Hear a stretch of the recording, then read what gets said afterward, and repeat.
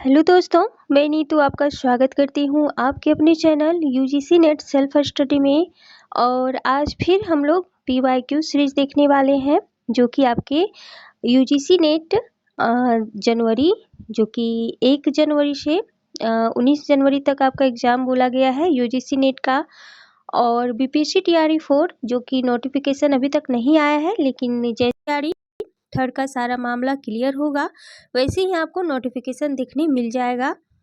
तो उसके लिए ये इस चैनल से आप ज़रूर से जुड़ सकते हैं। यहाँ पर मैं पीवाईक्यू रिवीजन सीरीज चला रही हूँ जो कि आप लोगों के लिए बहुत ही महत्वपूर्ण है। और ये एचपी यानी कि हरियाणा जो पब्लिक सर्विस कमीशन है, असिस्टेंट प्रोफेसर के लिए अगर तैयारी करना चाहते हैं तो ये आप लोगों के लिए काफ़ी हेल्प पहुँचाने वाली है, क्योंकि प्रश्न जो है पीवाईक्यू से काफ़ी मिलते जुलते और पैटर्न पर ही आधारित होते हैं। तो आप ज़रूर से इसे फॉलो करें। और चैनल पर नए हैं तो चैनल से जुड़ जाए, बेल आइकन प्रेस कर लें, सब्सक्राइब कर लें चैनल को, ताकि हर नोटिफिकेशन आप तक पहुंच पाए। और चलिए सीधे चलते हैं प्रश्न के ऊपर। आज का पहला प्रश्न देखते हैं क्या है।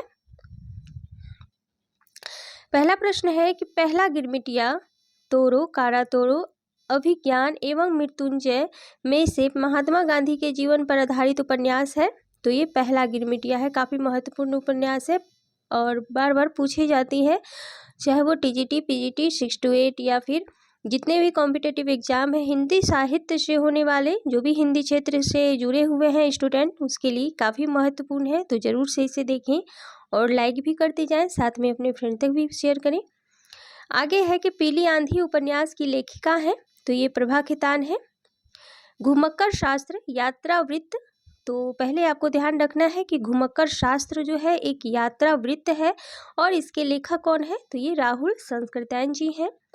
श्रम जल धन जल रिपोर्टाज के लेखक कौन है, तो ये फणीश्वर नाथ रेणु जी हैं, ध्यान रखना है आपको।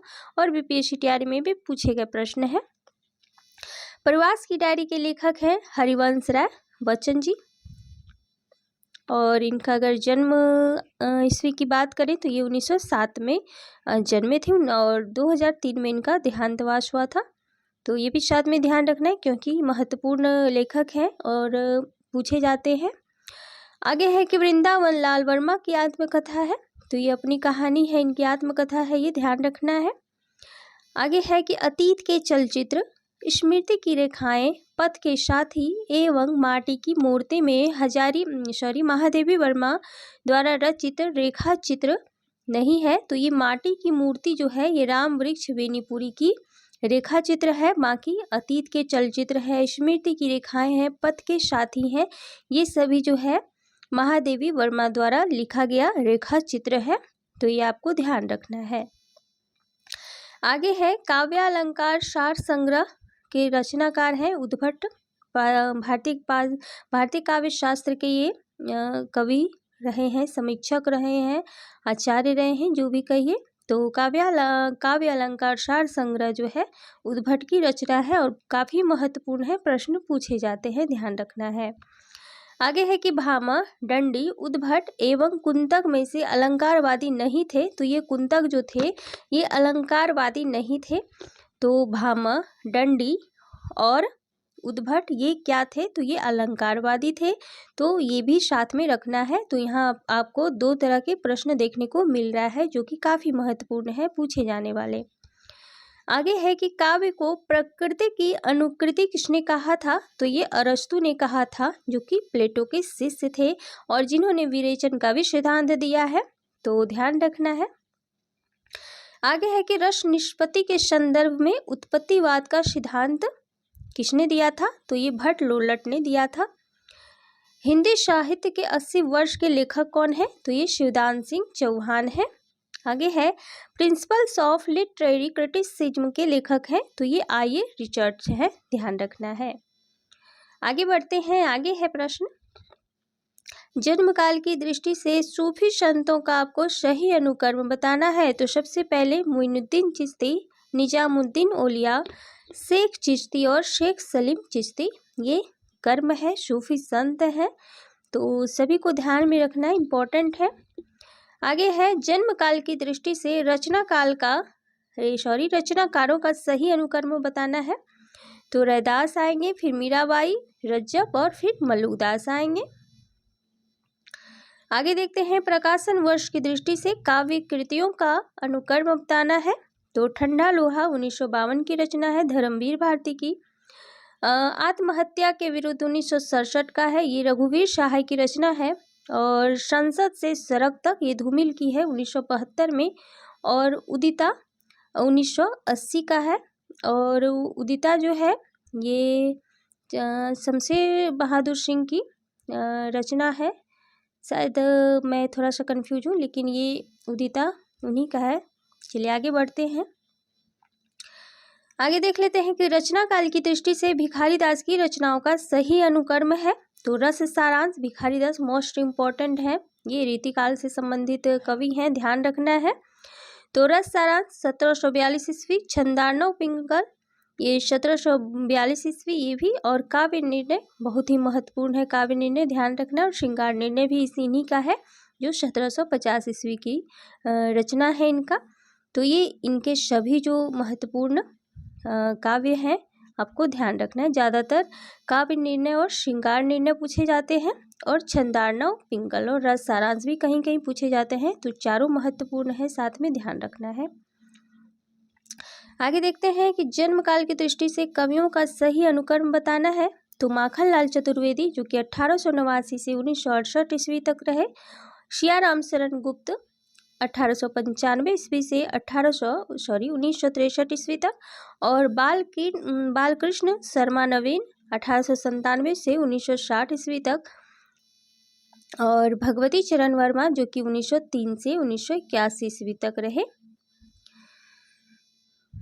आगे देख लेते हैं, प्रकाशन वर्ष की दृष्टि से कृतियों का सही अनुक्रम बताना है। तो ग्रंथि 1920 है, अनामिका 1923 है, आंसू 1925 है और निहार 1930 है, जो कि काफी महत्वपूर्ण है, सभी छायावादी काव्य हैं। आगे देखते हैं, प्रकाशन वर्ष के अनुसार लक्ष्मी नारायण लाल के नाटकों का अनुक्रम बताना है।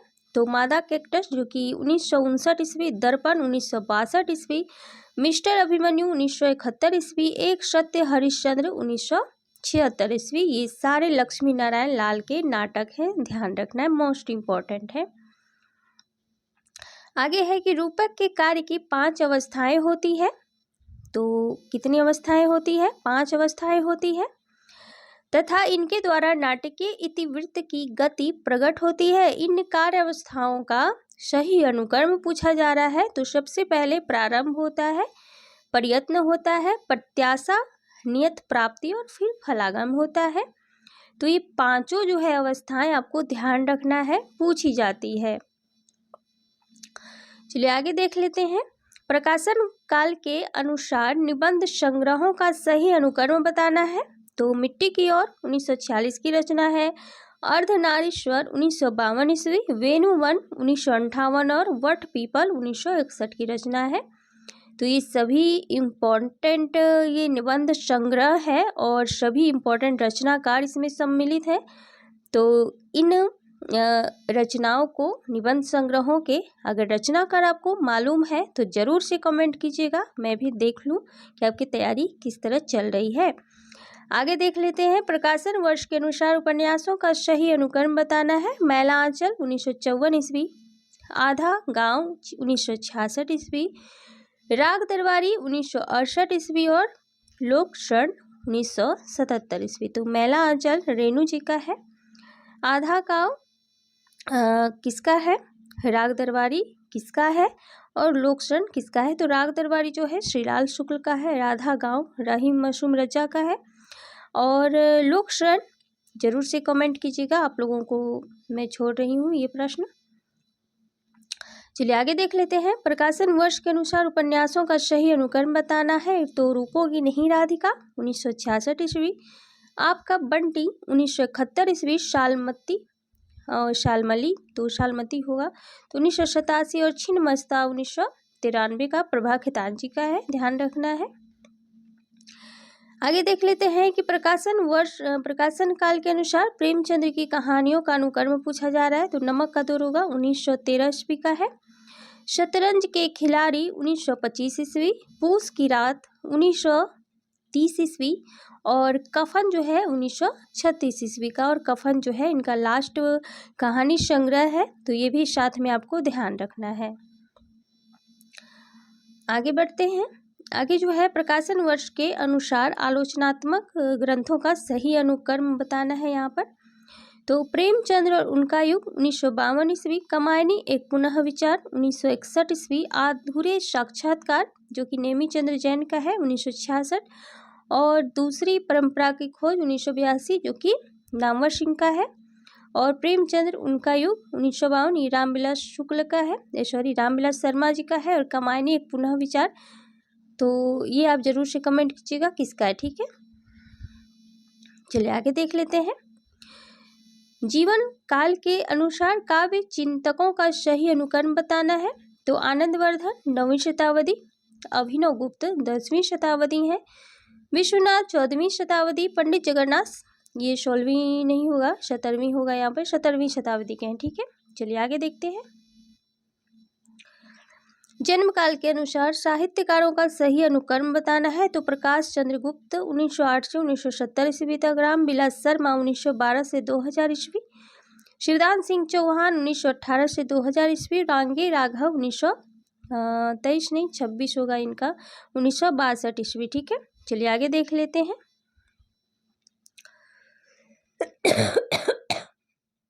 सॉरी दोस्तों। स्थापना जो है पश्चिमी दृष्टि से सभी कलाओं में गुणों का अनुसंधान ही तो सौंदर्य शास्त्र है। तो सभी कलाओं में गुणों का अनुसंधान ही तो सौंदर्य शास्त्र है, तो बिल्कुल सही है।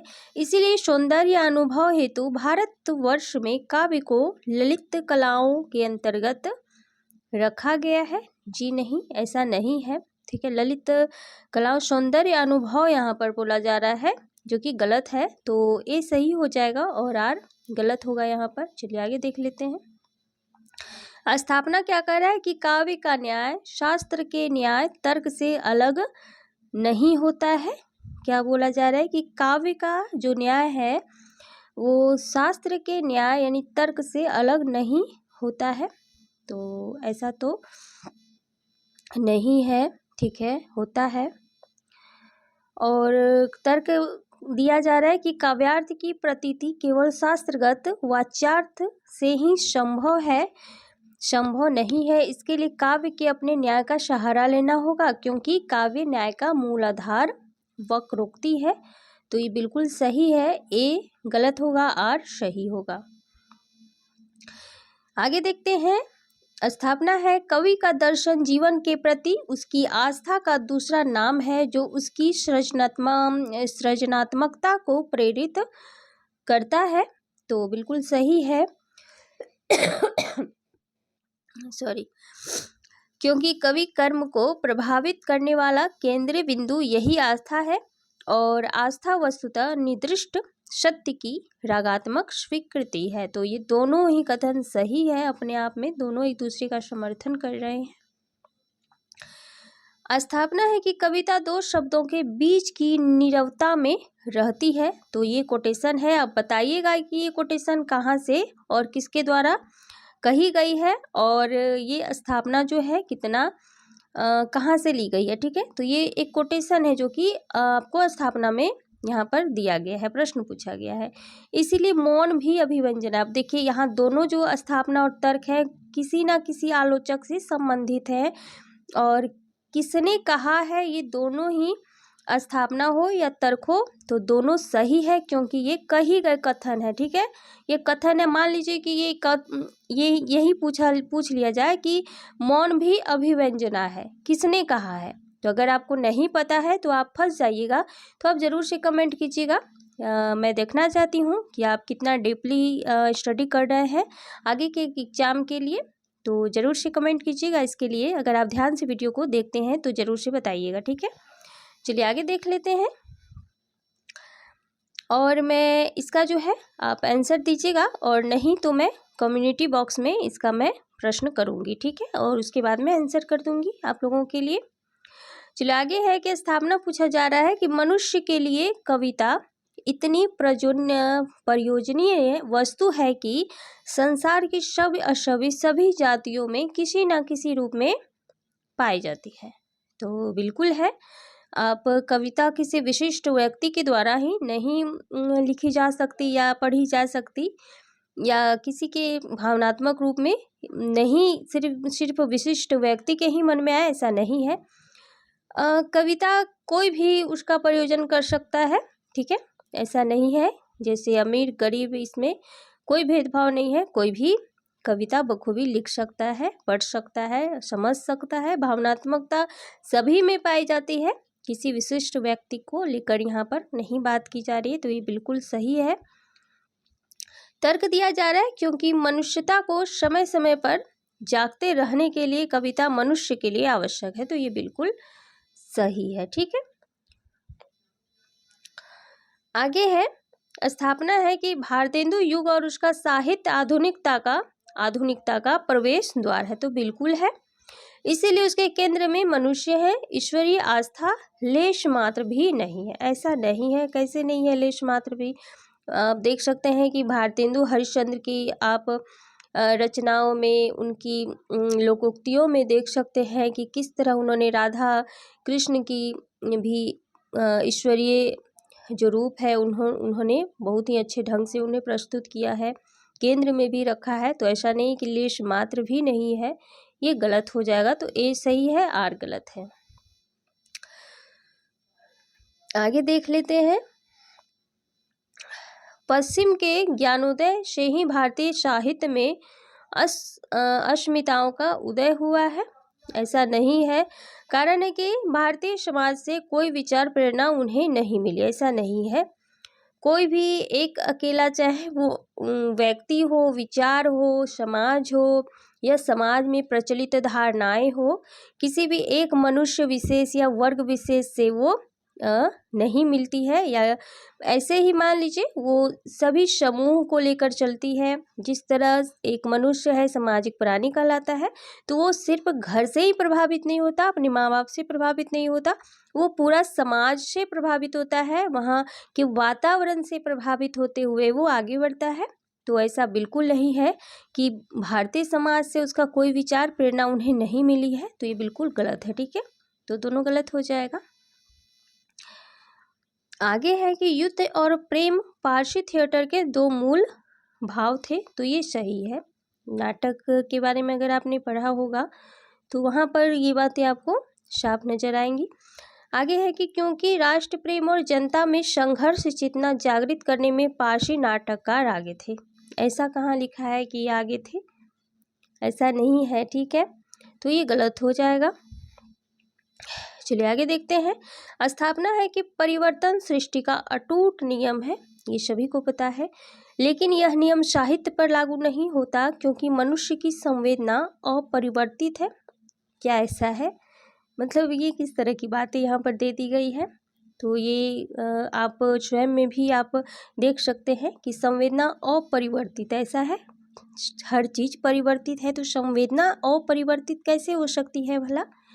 तो ये बिल्कुल भी गलत नहीं है, सराहनीय नहीं है, तो ये बिल्कुल गलत है। तो ये तो सही है, परिवर्तन सृष्टि का अटूट नियम है और हर चीज जो परिवर्तित होता है तो संवेदना भी परिवर्तित होती है, तो ये गलत हो जाएगा और ये सही हो जाएगा, ठीक है, तो ध्यान रखना है।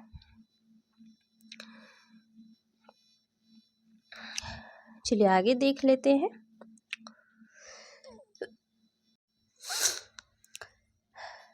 आगे प्रश्न है, स्थापना है, शब्द का वास्तविक अर्थ वाक्य की दृष्टि में ध्वनित होता है क्योंकि वाक्य में प्रयुक्त होकर शब्द विषय का समूर्तन करते हैं और नई अर्थ छवियों का उद्घाटन करके अपनी सार्थकता सिद्ध करते हैं, तो ये दोनों कथन सही हैं। अब आगे देखते हैं, ग्रंथ है और रचनाकार है, तो गंगा लहरी जो है पद्माकर का है, शिवा बावनी भूषण का है, रस रहस्य कुलपति मिश्र, श्रृंगार निर्णय जो है भिखारी दास का है। मोस्ट इंपॉर्टेंट सभी रचनाएं हैं, रीतिकाल से संबंधित ध्यान रखना है। पंक्ति है और कवि है, तो जाके कुटुंब सब ढोर ढोंत है, फिर ही अजहूँ बनारसी आसपासा, तो ये रैदास की पंक्ति है। जई मुख देखा तई हसा सुनाते आए हूँ आंसू। तो ये जायसी का है। हरी है राजनीति पठियाए समझी बात कहत मधुकर जो समाचार क छुपावे। तो ये सूरदासी का है, भ्रमर गीत से है। संतन को कहाँ शिकरी सो काम। तो ये कुंभन दास का है। आवत जात पन्हैया टूटे विसरी गए हरिनाम। तो ये पूरी पंक्ति है और कभी कभी पूछी जाती है पूरी पंक्ति को, इसलिए मैंने यहाँ पर जिक्र कर दिया आप लोगों के समक्ष। चलिए आगे देख लेते हैं। रचनाकार रचना है उद्यतन सूरी का है कुवलय कथा माला। तो ये जो है 9वीं शती की है। रोड कवि का है राहुल बेल, 10वीं शती का है ये, ठीक है। 10वीं शती का है दामोदर शर्मा का है उक्ति व्यक्ति प्रकरण जो कि 12वीं शती का है। और ठाकुर ज्योतिश्वर का है वर्ण रत्नाकर जो कि 14वीं शती का है। तो ये सभी को ध्यान में रखना है क्योंकि ये जो है मोस्ट इम्पॉर्टेंट है, इनके रचनाओं और काल कर्म के हिसाब से पूछी जाती है, तो सभी को ध्यान में रखना है। आगे देख लेते हैं। कविता संग्रह और प्रकाशन वर्ष है कितनी नावों में कितनी बार, 1967 अज्ञे का है। चांद का मुँह टेढ़ा 1964 मुक्तिबोध का है। काल तुमसे होड़ है मेरी 1971 और ये जो है काल तुमसे होड़ है मेरी शमशेर बहादुर सिंह का है। और लोग भूल गए हैं ये 1982 जो कि रघुवीर सहाय जी का है। चलिए आगे देख लेते हैं। कविता है और प्रकाशन वर्ष है तो विष्णु प्रिया 1957, स्वप्न 1929, हिम किरीटनी माखनलाल चतुर्वेदी 1941 और शांत पथिक जो है श्रीधर पाठक का है 1902 ईस्वी का है। चलिए आगे देख लेते हैं। पात्र है और रचना है तो आकुली किला जो है कमायनी का पात्र है। अश्वशेर रश्मि रथी का पात्र है। युत्सु अंधायुग धर्मवीर भारती। औसी नरी जो उर्वशी का पात्र है 1961 दिनकर का है। कमायनी 1935 का प्रसाद का। रश्मि रथी दिनकर जी का है। चलिए आगे देख लेते हैं। पात्र और नाटक से संबंधित प्रश्न है तो विलोम जो है आषाढ़ का एक दिन है मोहन राकेश का 1958। गालो माधवी 1985। आत्मन मिस्टर अभिमन्यु का पात्र है। और पृथु जो है पहला राजा का पात्र है। आगे है पात्र और कहानी से संबंधित है तो आलूपिन जो है नमक का दरोगा जो कि प्रेमचंद्र जी का कहानी है। झुरिया है सदगति कहानी से है। जोखू ठाकुर का कुआं से है। और अमीना जो है ईदगाह से है। तो ध्यान रखना है कहानी और पात्र संबंधित रचना। उपन्यासकार और उपन्यास से संबंधित है कृष्णा सोपती का है समय सरगम। चंद्रकांता कथा सतीशर और एक चंद्रकांता जो है एक उपन्यास भी है, तो आपको कन्फ्यूजन नहीं होना है, ठीक है। चंद्रकांता जो है एक उपन्यासकार भी है, महिला उपन्यासकार है और उनका जो उपन्यास है सतीशर है। चित्रा मुदगल एक जमीन अपनी और अलका सरावगी का कोई बात नहीं। आगे देख लेते हैं रचना और रचनाकार है रसमंजरी भानुदत्त का है। भाव प्रकाशन जो है शारदा तने का है। साहित्य दर्पण विश्वनाथ का और नाट्य दर्पण जो है रामचंद्र गुणचंद्र का है। और नाट्य दर्पण के नाम से नाट्य शास्त्र के नाम से जो है भरत मुनि ने नाट्य शास्त्र लिखा है, तो ध्यान रखना है। कुछ मिलता जुलता इससे प्रश्न है इसीलिए मैंने यहाँ पर जिक्र कर दिया, ठीक है। तो चलिए आज 50 से ज़्यादा प्रश्न यहाँ पर किया गया है, ठीक है।